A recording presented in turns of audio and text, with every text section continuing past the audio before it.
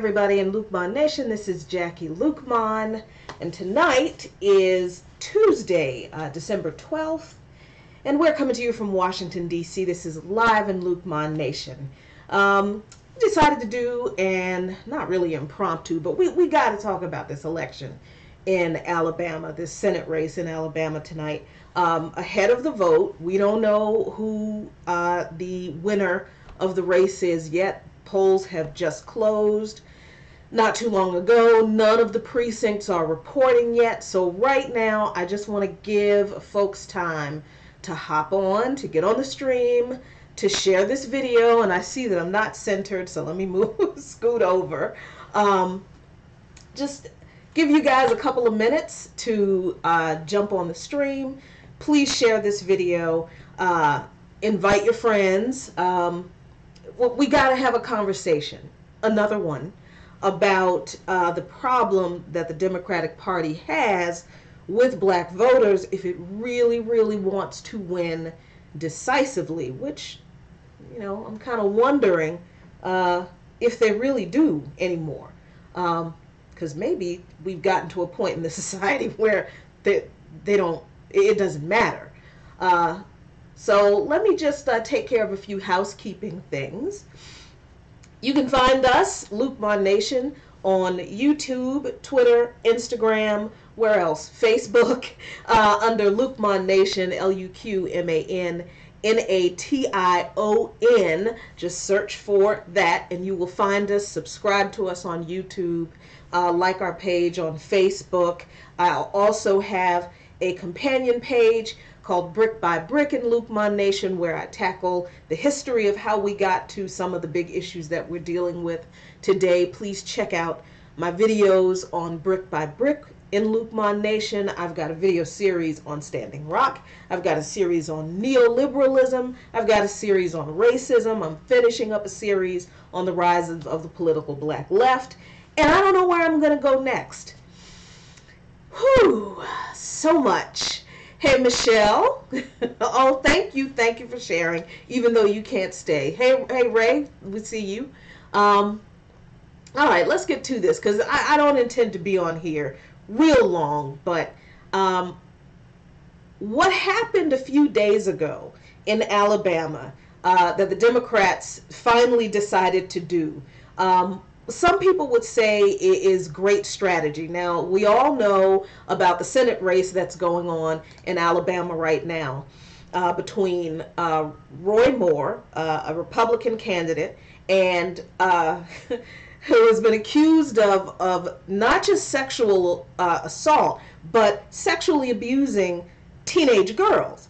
And the narrative coming out of the camp of his supporters is that, you know, aside from the fact that the women are lying, but when you listen to some of the things that some people who call themselves conservative Christians, and I use that term for these people loosely, being a Christian myself, the narrative that comes from some of them is some weird biblical-esque idea that dating young girls is okay because Mary was a teenager, and in order to have large families, you have to date and marry a young girl because girls have to start having babies if he had married one of them, that might hold some type of weird, obscene validity, but he didn't, so it doesn't. But I'm just telling you what people are saying. I'm not saying it makes any sense. Hey, Kier. Hey, Andrea. I'm not saying that makes any sense. I'm not saying it's logical. Not saying it's true. I'm just telling you how some of these people think. And then from the other parts of the less pervy faction, I guess, of the Christian supporters of Ray Moore, just the most bizarre bunch of people.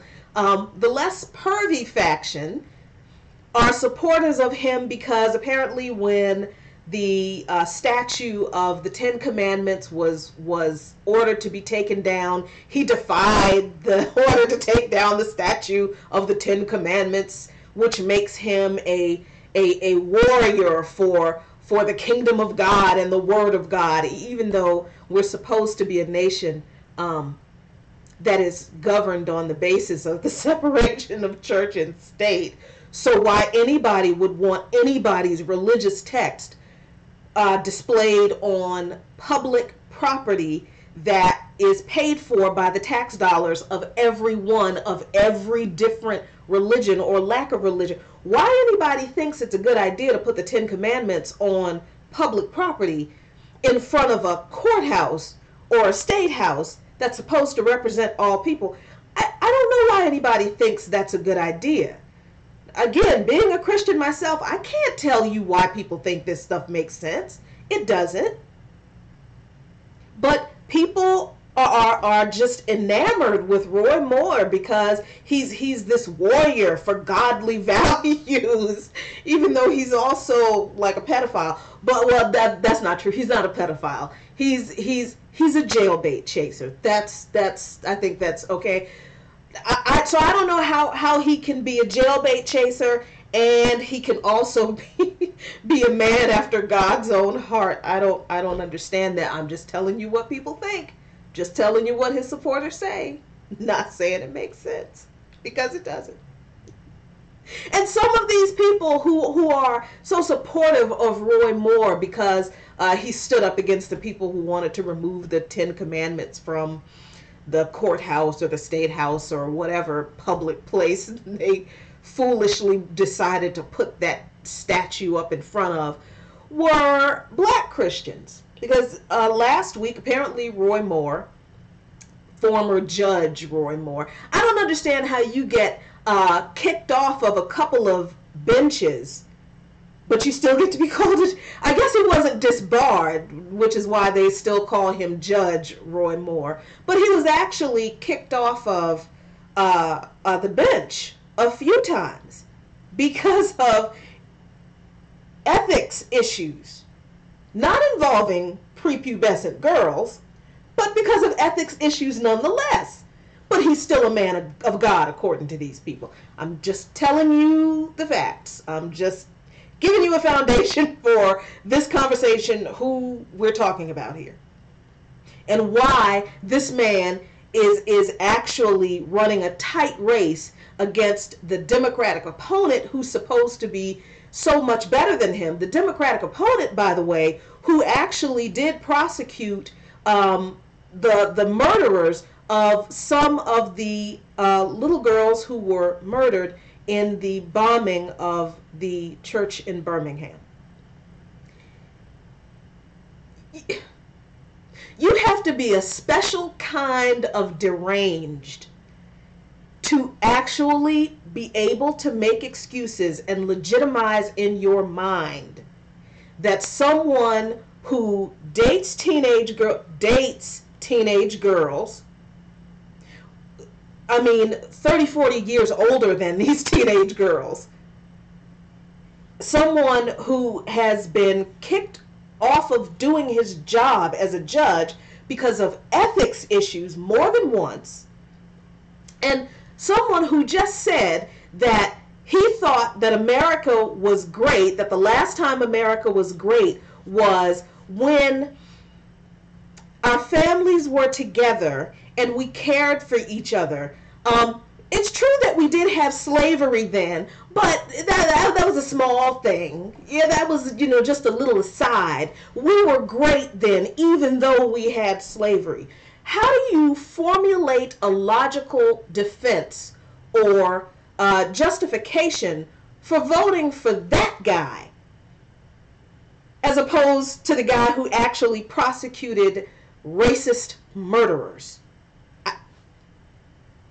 You would think that, that's pretty much all you need. But the fact that that Roy Moore has been a judge and has held public office for as long as he has lets you know the kind of warped thinking that people can have when it comes to issues of race and gender and politics. And I'm not even going to insult Southern people and say that this is something that just happens in the South.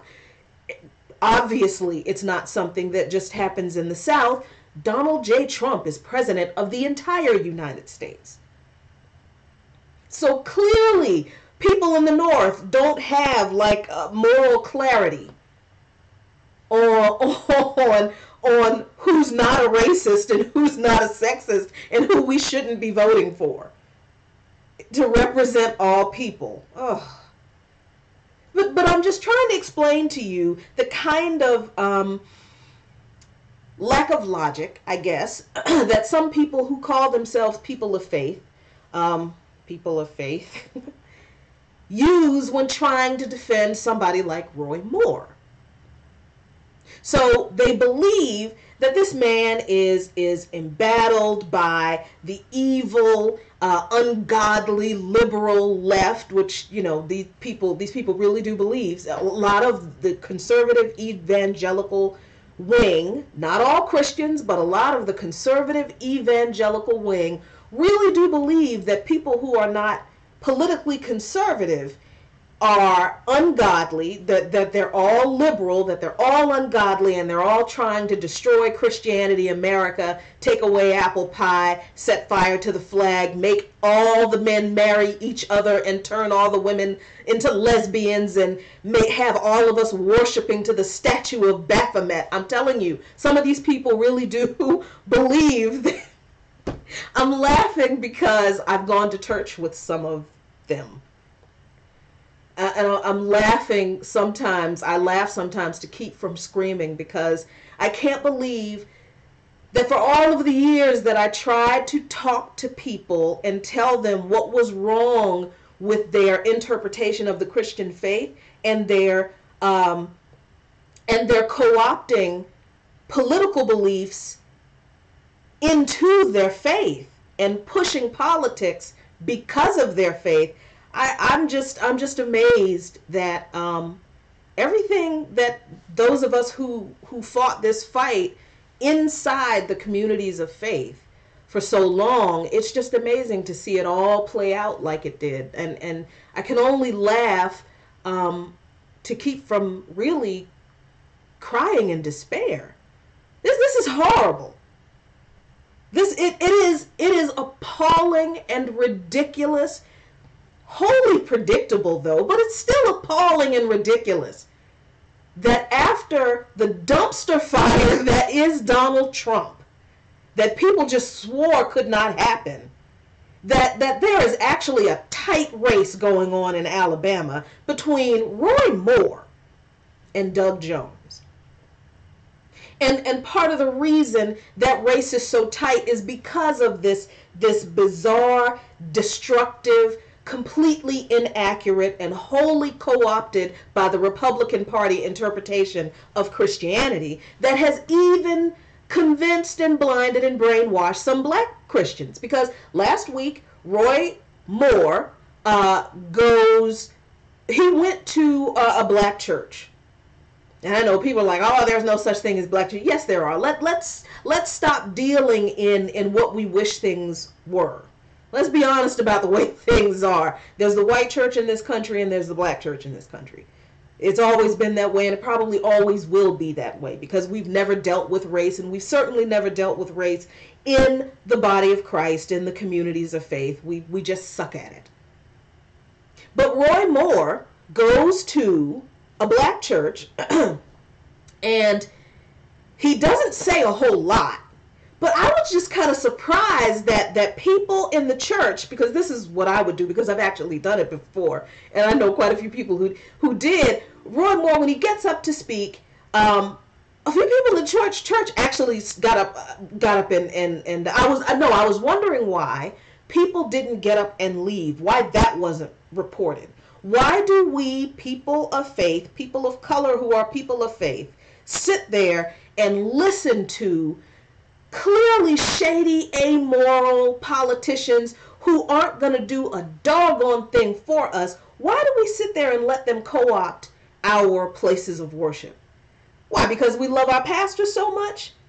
Because we believe, touch not mine anointed, and we can't question our pastor, or else God is going to kill us? That's not in the Bible. That's not in the book. So this congregation sat there and listened to Roy Moore say whatever it was he said, and listened to their pastor, their black pastor, tell them, well, you know, when they wanted to remove the statue of the Ten Commandments from in front of the State House, Roy Moore stood in defense of the Word of God. Roy Moore stood in defense of keeping a statue in front of the State House, but black people in Alabama are some of the poorest black people in the country. So what does it serve black people that Roy Moore defended keeping the statue of the Ten Commandments up, when as a Christian, Roy Moore and other so-called Christians in political leadership don't follow the commandments in the Bible that tell Christians to seek justice, love mercy, and walk humbly with your God?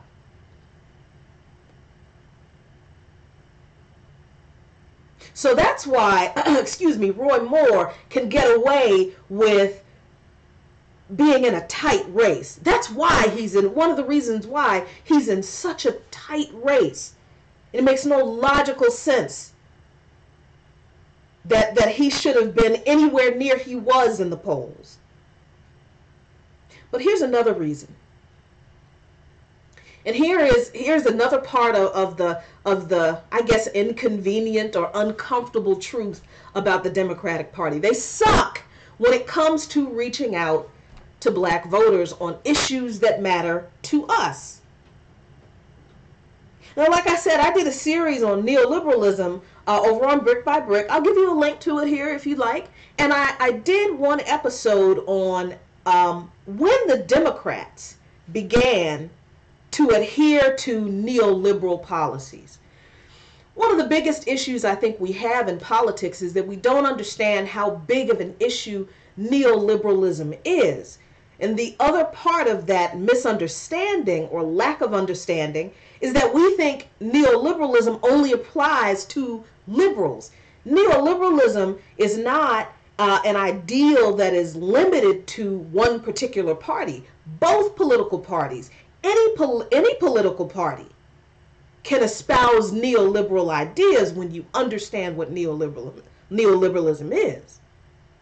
And yes, Democrats have been the perpetrators of neoliberal policies, and a part of them doing that, one of the ways they did that was to abandon governing for specific groups of people based on the types of oppression those specific groups of people endured.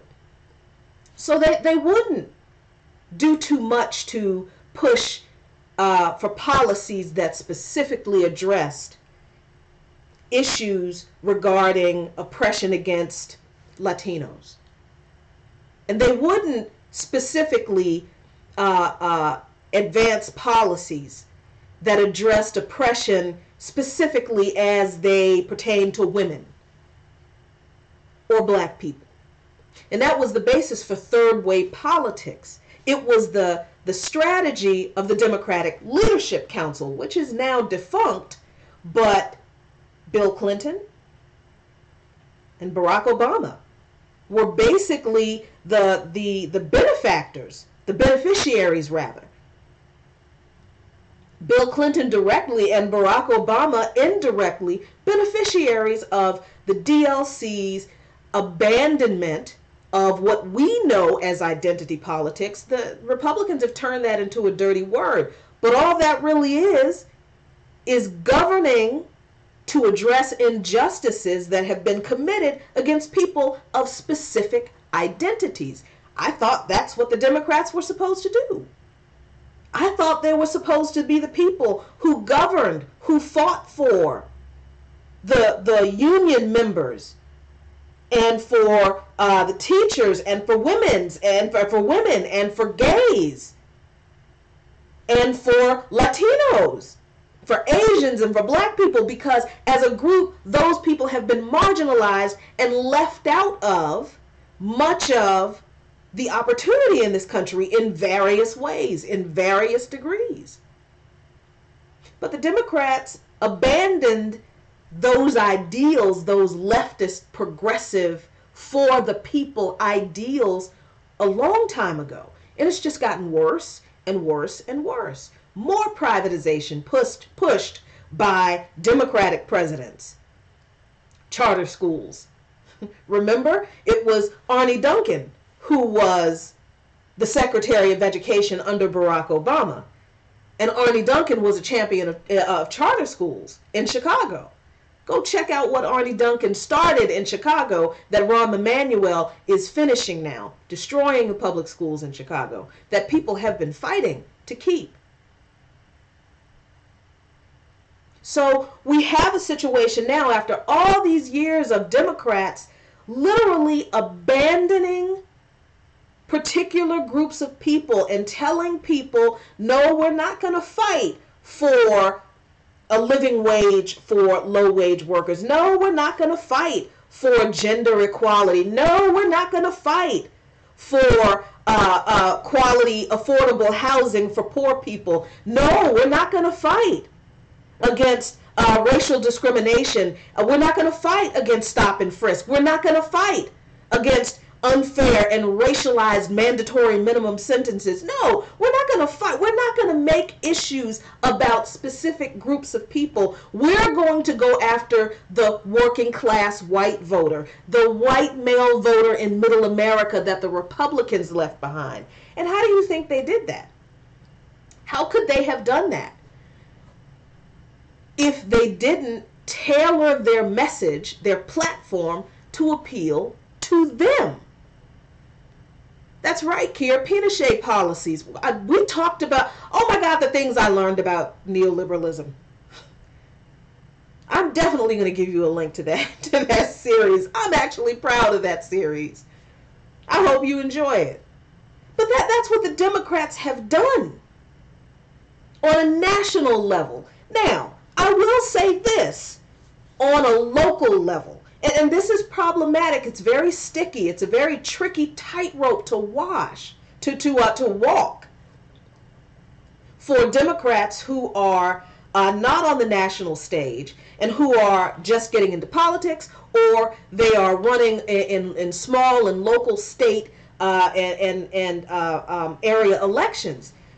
In a lot of places, people can't run as independent candidates because independent parties aren't on ballots everywhere in this country. So yes, that means there is a need for a ballot initiative that is nationwide.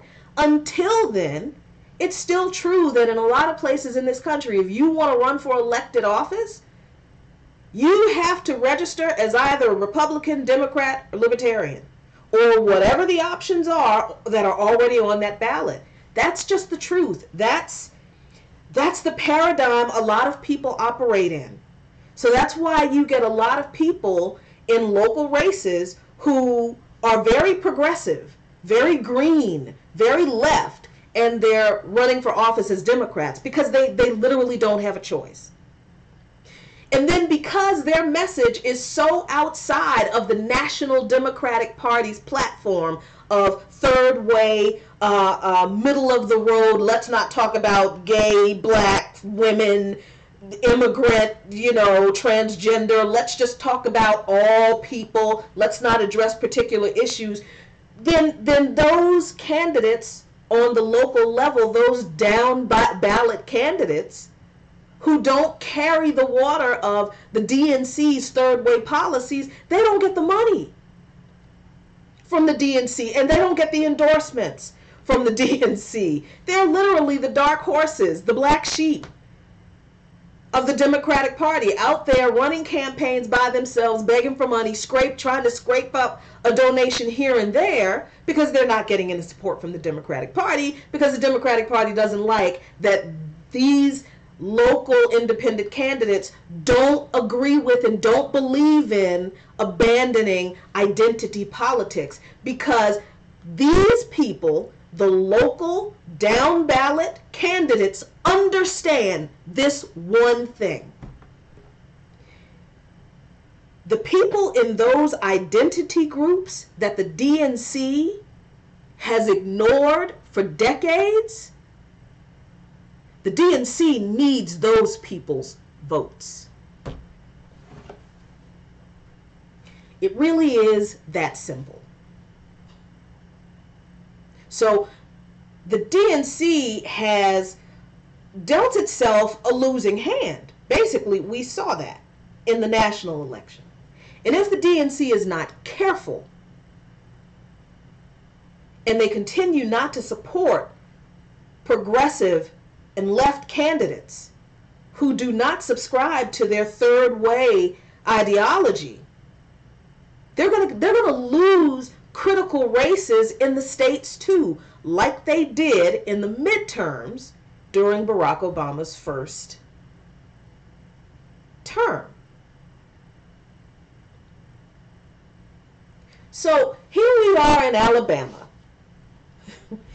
And you would think that all the Democrats had to do from the beginning was just talk about Roy Moore's actual record. Yes, I got to bring it back to Alabama. Yeah. You would think it would have been that simple.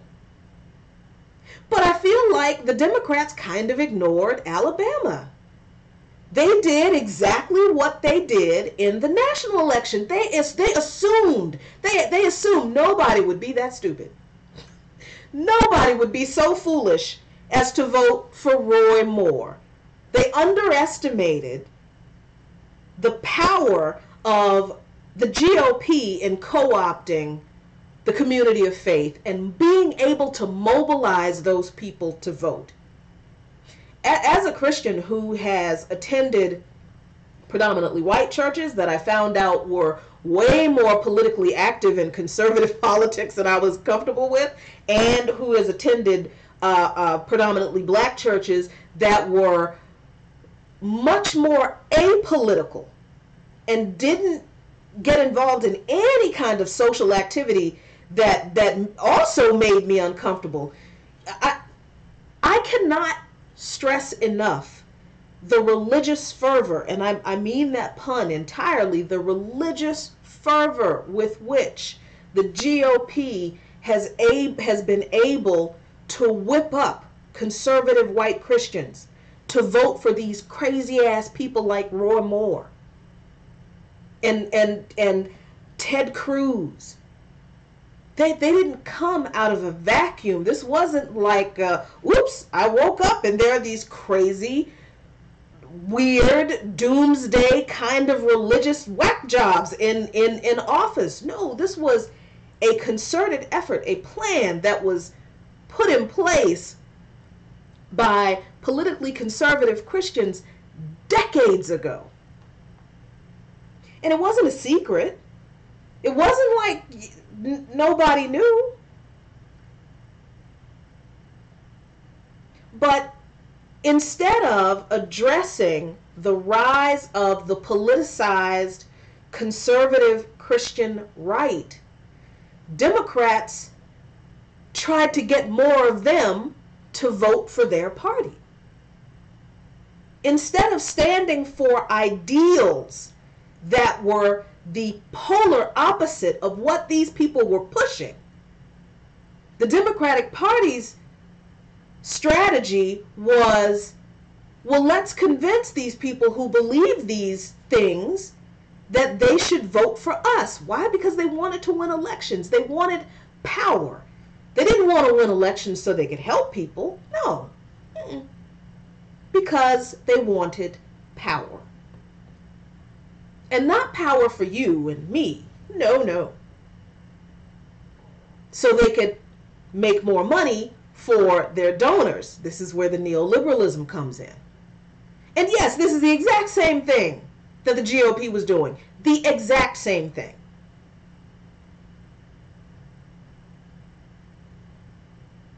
So, for decades, instead of the Democratic Party standing on a platform of we will fight for the least among us to have equal access and opportunity to what everybody else has, to work toward a truly just and equal society, What they've done instead for the past, I don't know how many decades, was, you heard it during the last national presidential election, pragmatism and incrementalism. We can't do that right now, but perhaps we can maybe work on raising the minimum wage to maybe $13 an hour, because 15 an hour is just way too much. That's asking too much. Well, no, we can't really enact nationwide police reform, but maybe we can, I don't know, get together a few commissions and maybe try to convince one or two of these police departments not to kill as many unarmed black and brown people each year as they do. I don't know. Maybe.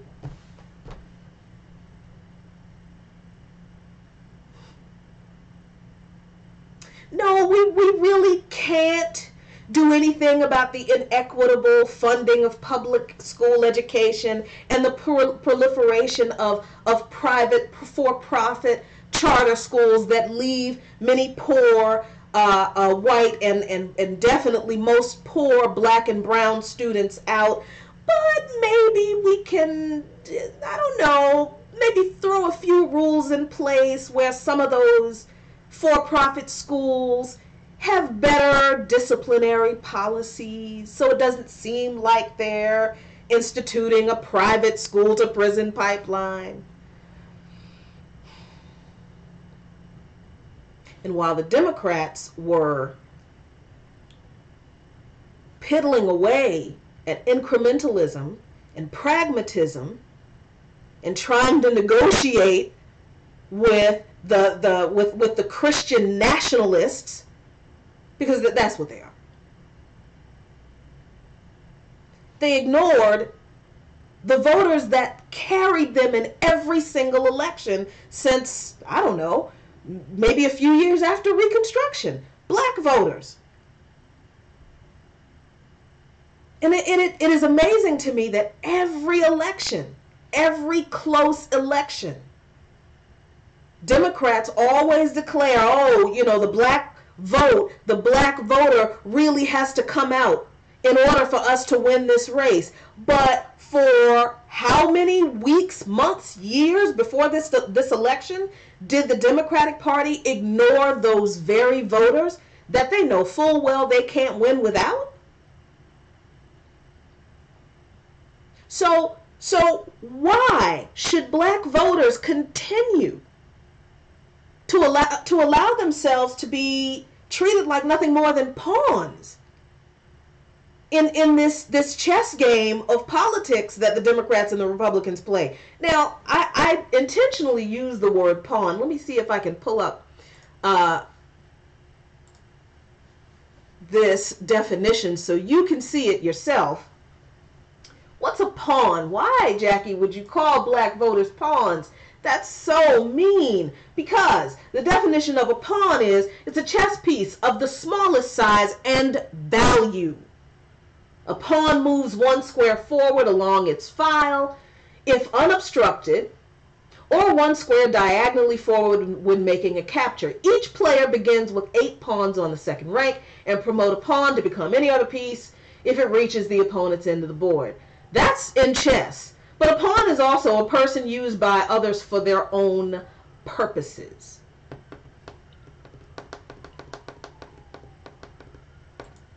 I'm not at all saying that the Democratic Party is the only political party that uses black people as pawns. No, the Republicans do too.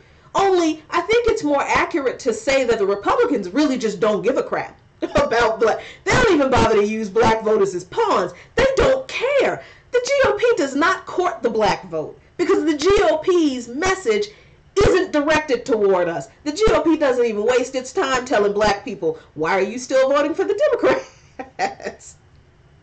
Because the GOP has spent all of their time appealing to the people they want to vote for them. White voters. And if some black people come along, okay, fine. But it's not like the GOP, anybody in the GOP loses any sleep because black people don't vote for GOP candidates. But the Democratic Party is not in that position. And they know they're not.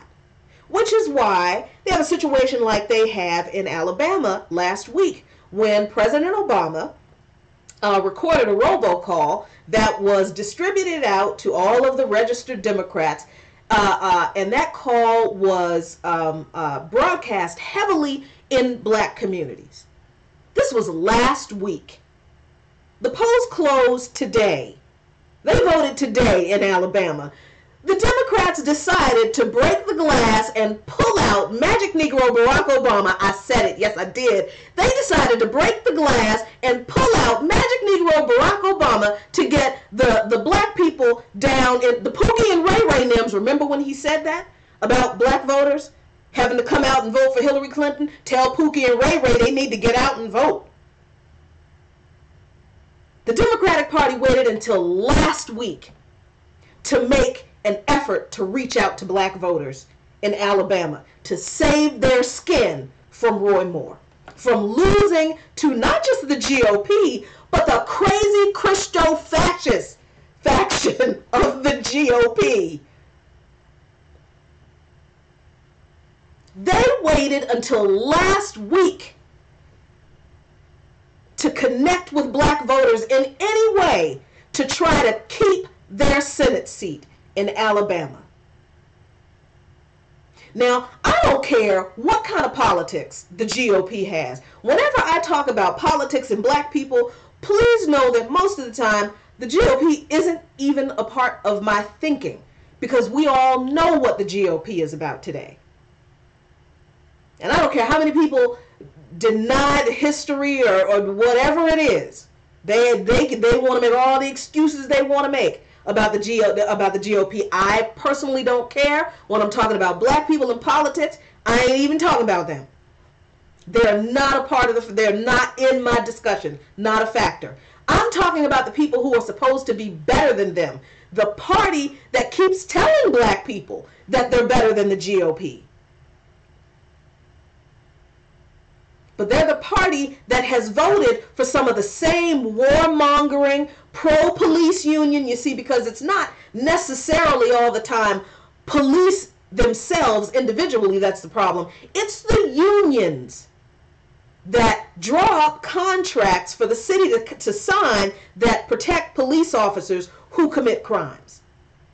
And it's the politicians who support those unions because they don't want to lose the money from the police unions that they would get. That's a whole nother stream on a whole nother day. But it's the party that has been telling black people, well, I mean, you have to vote for us. Why would you vote for the GOP? Look at what they've done. When I look at the economic and social condition of black people in this country, I have every right to look at the Democratic Party and respond back to them. Tell me what you've done that is any better than what the GOP has done. We just talked about the black wealth that was lost during the foreclosure crisis under Barack Obama. That wasn't something that happened because the GOP made it hard for him to govern because they're racist and they hated the black guy in the White House. No, these were policies that were implemented by Obama through the stimulus that nobody cared to do any better about. And when it was brought to the administration's attention, hey, this is not helping people, the administration did nothing. Why? Because the very people who created the crisis were the people they needed to protect so that those people could make more money. So if the Democratic Party is doing as much to let multinational conglomerate corporations make billions of dollars off my and your back, just like the GOP is doing, why should I continue to be a pawn for them? To save us from Roy Moore? Now see, I'm just telling you what's in my mind. I'm not telling people that they shouldn't vote. I mean, at this point, voting is done. You've heard me say before, I don't tell people how to vote. I'm not comfortable with that. I don't want to be responsible for anybody's buyer's remorse. I don't. I don't. I don't like to tell people how to vote. I tell people what I would do, and I tell people why I do it, why I believe what I believe. But I just really believe that black people need to examine our relationship, for real, with the Democratic Party. And most of us know this. Most of us know that we've been shafted by the Democrats. And it doesn't matter whether the Democrats are black or white. It doesn't matter. That's another discussion on another stream, too. It doesn't even matter. It's the machine, you see. It is the machine that is beholden to the moneyed interests that feed and support the machine. It's the people who write the checks for these people that they're beholden to. And these very same people who take these big old fat checks from these folks come down the line and tell little old you and me that of course we have to vote for them. Because if we don't, what else are we going to get? The GOP? When our lot has not changed in this country, our meaning black people's lot has not changed in this country, regardless of who's been in office.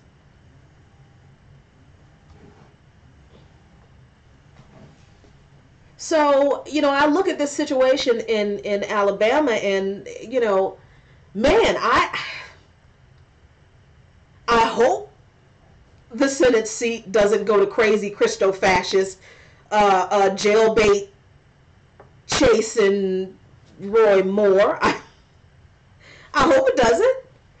But if it goes to Doug Jones, what do black people get?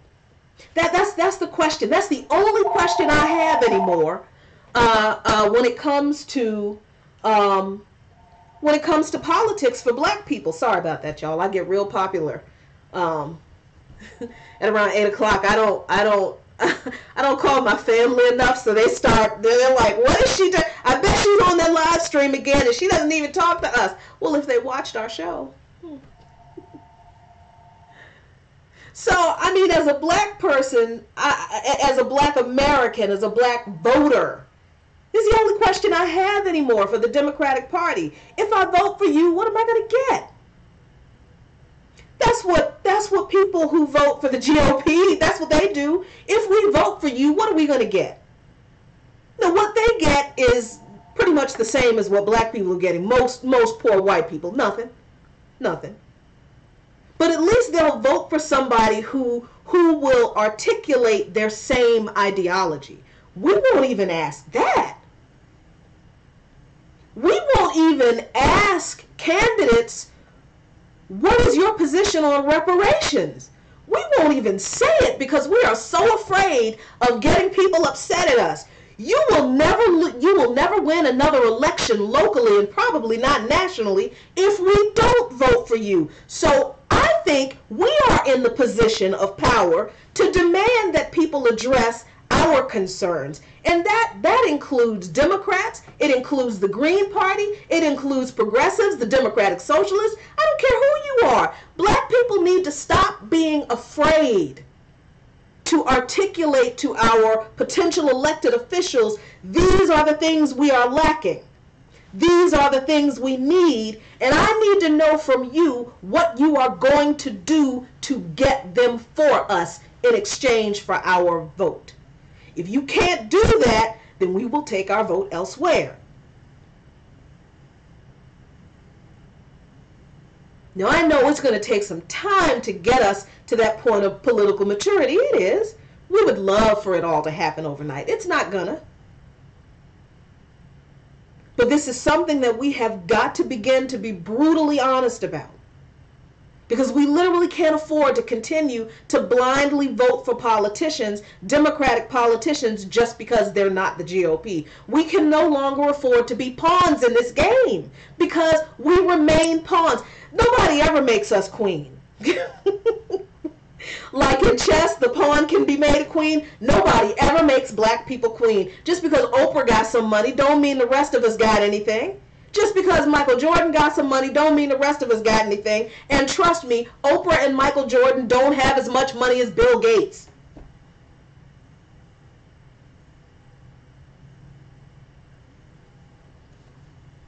And that's just money.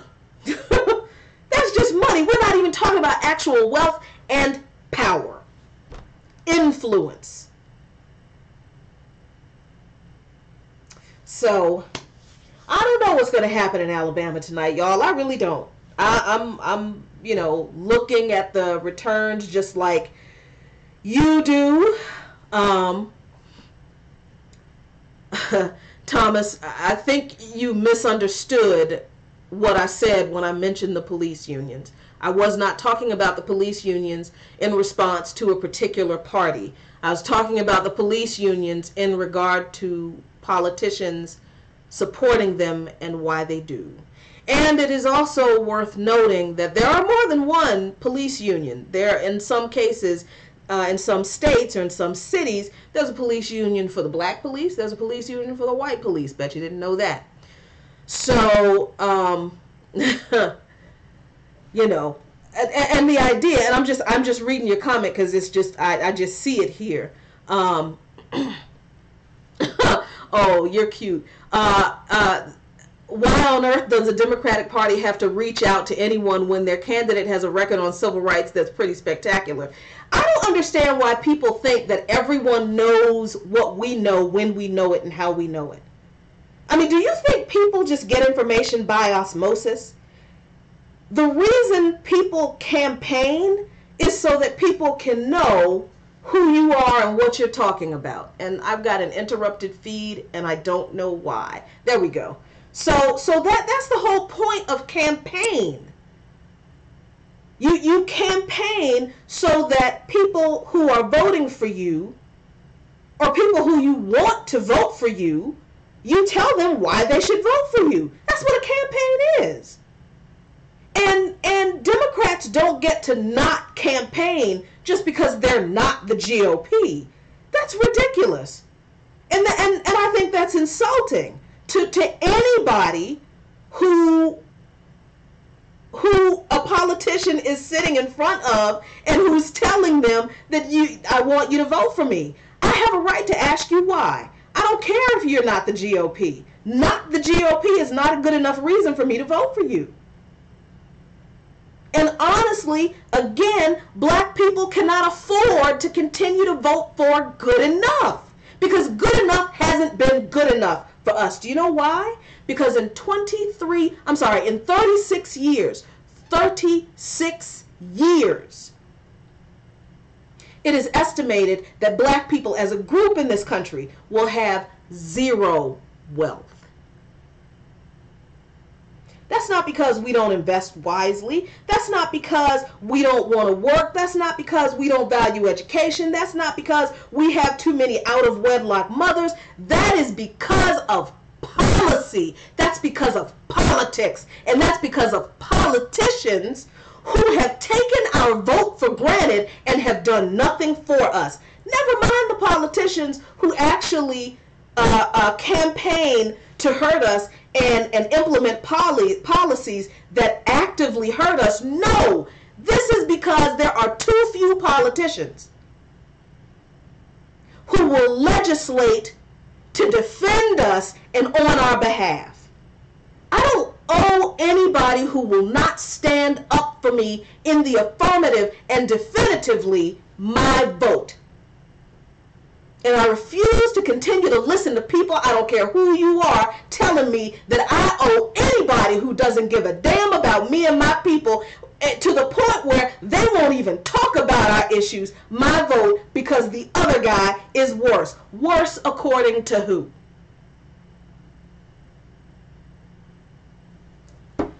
So, I think I've had enough to say. Like I said, I don't know who's going to win this race in Alabama. I hope the Senate seat doesn't go to the GOP again. But as a black voter, If it goes to the Democrat, what are they going to get?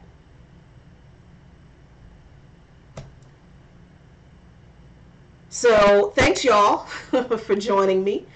We'll see what happens in Alabama, and we will see what happens in the midterms. We'll see what happens in the rest of these local races. We'll see what happens in the years to come.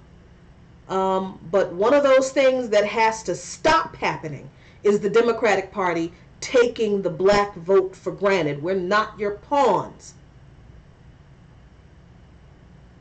And we need to demand to stop being treated as such. Thanks, y'all. Have a good night.